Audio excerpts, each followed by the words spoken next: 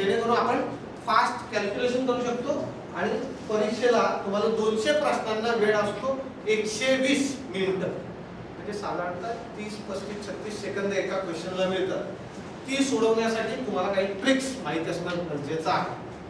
तर ज्यांचं कोणाचं टायपिंग आहे त्यांना, म्हणजे टायपिंग झालेलं नाही, त्यांना combined higher secondary level MPSC ची पीएस आहे, तुमची हाईट बसो अगर नसो, हा तिथे देतात, पण लिहून टाका. तुम्हाला पास झाल्यानंतर जायचं नाही, हाईट बसतच नाही, जाणार कुठं तुम्ही समजा, तरी लिहा.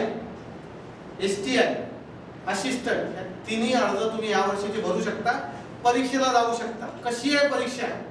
त्या तिन्ही परीक्षा साधारणतः सारख्या असतात, फक्त पीएस आहे, एसटीआय, असिस्टंटला थोडासा सिलेबस मध्ये फरक असा आहे की त्या त्या क्षेत्राशी निगडित नॉलेज तुम्हाला आलं पाहिजे. फॉर एक्झाम्पल पीएस आहे ना, कुठलं नॉलेज माहित पाहिजे तुम्हाला? पोलीस संदर्भात. सेल टॅक्स इन्स्पेक्टरला विक्री कर खात्याशी संदर्भित माहिती असतं. मंत्रालयामध्ये असिस्टंट जो लागतो त्याला विविध ज्या योजना असतात महाराष्ट्र शासनाच्या, त्या योजनांची माहिती असणं पाहिजे. कर्जमाफी द्यायची तर योजना आहे का, वही योजना म्हणतात त्याला, किंवा रोजगार मिळालाच पाहिजे लोकांना, ह्याला एक रोजगार हमी योजना. त्याच्या आधीचं नाव सांगता काय? महात्मा गांधी राष्ट्रीय रोजगार हमी योजना. अशा काही योजना, पंचवार्षिक योजना वगैरे, ह्या योजनांची त्याला माहिती पाहिजे. हा 25 मार्कांचा वेगळा, बाकी सगळा सिलेबस सारखा असतो. याची तुमची तयारी होऊ शकते आणि व्यवस्थित तुम्ही ह्या परीक्षेला जाऊ शकता. आणखी सांगितलं तुम्हाला कंबाईंड हायर सेकंडरी लेवल, पुढच्या वर्षी लगेच combined matric level, sorry MTS नावाची परीक्षा असते. तुमच्याकडे एवढे एमटीएसचा फॉर्म भरलाय, मल्टी टास्किंग स्टाफ, तो ह्या 2013 नंतर परत 2014ला येणारच आहे. त्याचं जो टाइम टेबल बाहेर लावलाय, त्याला 10वी पास कोणी बसू शकतो. येणाऱ्या सगळ्या एक्झाम तुम्ही जी कुठली नोकरी करत असाल, मी आता तुम्हाला सांगेल त्यातून वेळ काढा. जर ती नोकरी न करता तुमचं खर्च चालणार असेल तर ती नोकरी पण करू नका, फुल कॉन्सन्ट्रेट याच्यावर करा आणि एकदाची सरकारी नोकरी मिळवा. हाच एकमेव चांगला मार्ग आहे. ठीक आहे, तुमचे काय प्रश्न असतील तर बघूया. क्लरिकल येणार आहे, त्याच्यासाठी एसबीआय पीओ साठी आधीपासूनच लोकांनी क्लास लावलेले आहेत. क्लासला आहे आमच्याकडे, आधीपासून लोकांनी क्लास लावलेले आहेत. एसबीआय ची वॅकन्सी येणार नाही येणार त्याच्या आधीच लागले, कारण त्यांना माहिती आहे ह्या वॅकन्सी आज न उद्या येणारच आहे. आता मी जसं तुम्हाला सांगितलंय तीच मुलं तशी सेमिनार ऐकून आलेली आहेत आणि लगेच एसबीआय ची ऍड आली. म्हणजे त्यांचा मॅक्सिमम अभ्यास झालेला आहे, मोर दॅन 60% त्यांचा कव्हर झालेला आहे. आणि आता परीक्षेला 28 एप्रिल आहे, त्याच्या आधीच होईल. आमच्याकडे ऑनलाईन टेस्ट दिली जाते, म्हणजे जर तुम्ही IBPS ची एक्झाम कोण देत असेल तर त्यांना माहित असेल ह्या परीक्षा ऑनलाईन होतात सगळ्या, त्याची ऑनलाईन टेस्ट दिली जाते. रोज एक पेपर सोडवून घेतला जातो. शिकवण्याची मेथड सांगतो, एक पेपर देतात आणि तो सोडवून घेतला जातो. त्याच्या काही ट्रिक्स सांगितल्या जातात आणि सोडवून घेतल्या जातात. ऑनलाईन टेस्ट 10 आणि बँकिंग साठी 7 पुस्तकं दिली जातात. अशा प्रकारे चांगला तुम्ही अभ्यास करणं गरजेचं आहे. नाहीतर तुम्ही टेस्ट घ्याल माझीच, तर मी अभ्यासच करत नाही, बघूया मी कसा पास होतो. माझी टेस्ट घेऊन तर तुम्ही पण अभ्यास केला पाहिजे, तुम्ही व्यवस्थित अभ्यास केला पाहिजे. क्लासची मदत आहे तुम्हाला, आणखी कोणाची मदत घ्या. नोकरी लागेपर्यंत जितके चांगल्या लोकांकडे ज्ञान मिळवता येईल तेवढं घ्या आणि नोकरी मिळवण्यासाठी जास्तीत जास्त असं मी तुम्हाला सांगतो. हा विचार, आणखी काय विचारायचं असेल? कशी असते तरी पण ती अभ्यास करतात. मला मी जर तुमची कोणाची परिस्थिती अशी नाही तर तुम्ही त्याच मग डेडिकेशन तुम्ही द्यायला पाहिजे. आता तुम्ही ह्याच्यात उतरलाय, मग आता तुम्ही म्हणजे शाळेच्या एक्झामला किंवा कॉलेजच्या एक्झामला जसा अभ्यास करता ते करून तुम्ही पास होता, तसाच अभ्यास इकडे करायचा आहे. म्हणजे आता तुम्हाला वाटत असेल काही नव्हतं, पण अभ्यास केला तर होणारच. कारण तुम्ही तुमचं गोल निश्चित करा की आपल्याला हा जॉब मिळालाच पाहिजे, त्या दृष्टीने तुम्ही अभ्यास करा. आणि काय क्वेश्चन?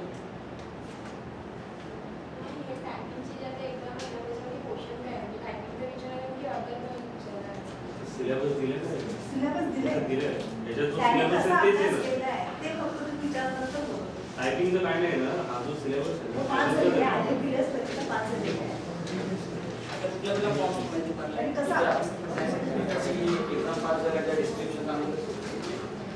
ते एक्झाम पास झाल्यानंतर डिस्क्रिप्शन आम्ही IBPS CWB common return exam होती ती पास झाली 3 इयरची. ह्या आधी घेतली ती पण पास झाली आणि आता सेकंड आली ती पण पास झाली आणि आता इंटरव्ह्यूसाठी आणि त्याच्यासाठी म्हणजे जी एक्झाम देत आहे त्याचा पेपर पॅटर्न तुम्हाला माहिती पाहिजे.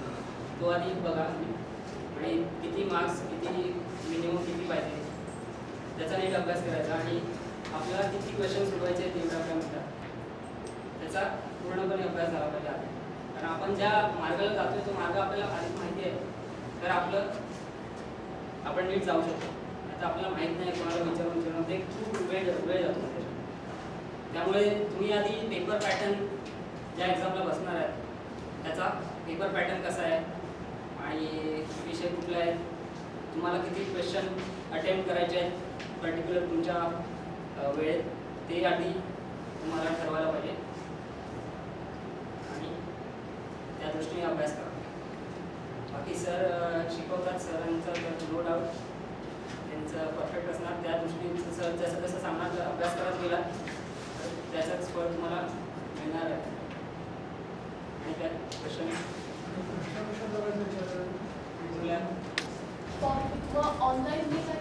ऑनलाईन फॉर्म भरायचा असतो तो ह्या परीक्षांचा फॉर्म ऑनलाईन. सेमिनारमध्ये आणखी काय काय सांगायला पाहिजे होतं इथे सजेशन म्हटलेलं आहे त्याच्यामध्ये लिहा तुम्हाला सेमिनारमध्ये आणखी काय अपेक्षित होतं ते लिहिलं तरी चालेल. सर तुम्ही आता जेवढ्या कोर्सेसची माहिती सांगितली तर साईटवरती अवेलेबल आहे त्याच्या साईटवर सगळ्या अवेलेबल आहेत त्याच्या मला माहिती आहे. पण तिथे आमचे पुस्तक आहे त्याचं त्या सगळ्या परीक्षांची माहिती माहिती पुस्तिका आहे इथं तुम्हाला मिळेल.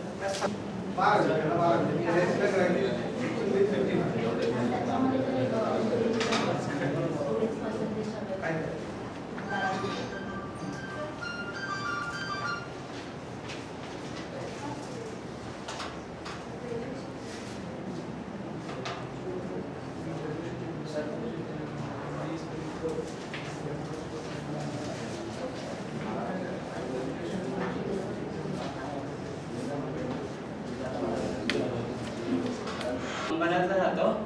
पहिला मी CPT हॉस्पिटलला काम करत होतो ॲज अ पॅन्ट्री सुपरवायझर आणि जेव्हा फॉर्म निघालेले तेव्हा मी आमची नॅप म्हणून इन्स्टिट्यूट आहे तर मी फॉर्म भरलेला आणि मग मी नोट्स इंटरनेट थ्रू वगैरे नोट्स वगैरे मिळवल्या वगैरे अभ्यास केला. मला कॉन्फिडन्स नव्हता की मी पास होणार वगैरे. अचानक रिजल्ट आला वगैरे आणि मी बघितलं ते जरा आश्चर्य झालं 134 त्याला नाही चुकीचं असेल 34 असेल असं वाटलं मला एकदम 134 आणि मग नंतर मी कन्फर्म केलं माझा पुतण्या आहे त्याच्याकडून पुतण्याकडून कन्फर्म केलं मी वाचतोय ते बरोबर आहे ना तो सायटेड आहे तर त्याच्याकडून कन्फर्म केलं तर हो बरोबर होतं. आणि मग याच्यावर समजलं मेहनत केल्यावर काय म्हणजे काय मेहनत केल्यावर आपलं जवळ आहे काय म्हणतात आपलं नक्कीच आपण करू शकतो. हे लोक पेपर वाचू शकत नाही त्यांना वाचून कोणतरी सांगतो त्यांचा रायटर असतो बाजूला तो वाचून सांगतो माझा मुलगा हे काम करतो तो किती आळशी आहे मला माहिती आहे